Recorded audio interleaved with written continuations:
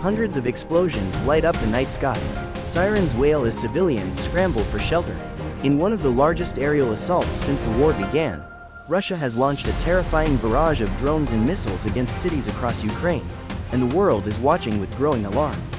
In a coordinated overnight attack, Russian forces unleashed more than 120 drones and 90 cruise missiles, targeting key infrastructure, air defense systems, and major urban centers including Kyiv, Lviv, and Kharkiv. Ukrainian officials say the scale of the bombardment was unprecedented, with dozens injured and at least 18 people confirmed dead. This latest offensive signals a grim new phase in the Russia-Ukraine conflict, now entering its third year.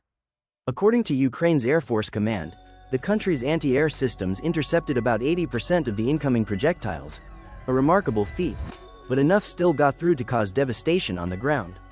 Power grids were knocked out, oil depots went up in flames, hospitals and schools were hit, and millions were left without electricity. Drone footage shows entire residential blocks reduced to rubble in eastern Ukraine, eerily reminiscent of the early days of the invasion in 2022. But why now? Analysts believe this surge in attacks is part of Russia's renewed winter campaign, aimed at breaking Ukraine's resilience and crippling its energy infrastructure as temperatures plunge. It's also likely a message, to both Ukraine and the West, that Moscow will not retreat, despite international sanctions and condemnation. President Volodymyr Zelensky addressed the nation in a late-night video, vowing that Ukraine will endure, will fight, and will rebuild. He called on NATO for immediate reinforcements, including more Patriot missile systems and advanced drone defense platforms.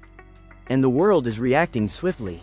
The White House has condemned the attack as barbaric and unjustifiable, with President Trump warning that the U.S. may increase military support for Ukraine if the aggression continues. European leaders, too, expressed outrage. The EU is now considering a fresh round of sanctions, targeting Russian energy exports and banking sectors. Meanwhile, there's a growing fear that the conflict could spill beyond Ukraine's borders. Poland has placed its air defenses on high alert after debris from a downed missile landed near its territory. Moldova and Romania are reportedly tracking unidentified aerial vehicles that crossed into their airspace during the strikes. The United Nations has called for an emergency session of the Security Council, but with Russia holding veto power, meaningful action is uncertain. Diplomacy seems to be at a deadlock, and with both sides entrenched, the war shows no signs of winding down. For the people of Ukraine, this assault is another horrifying chapter in a war that's already claimed over 300,000 lives. Emergency responders are working round the clock, while volunteers rush to supply food, blankets, and generators to the most affected regions. International aid groups warn of a looming humanitarian crisis if power and water systems remain crippled through the winter.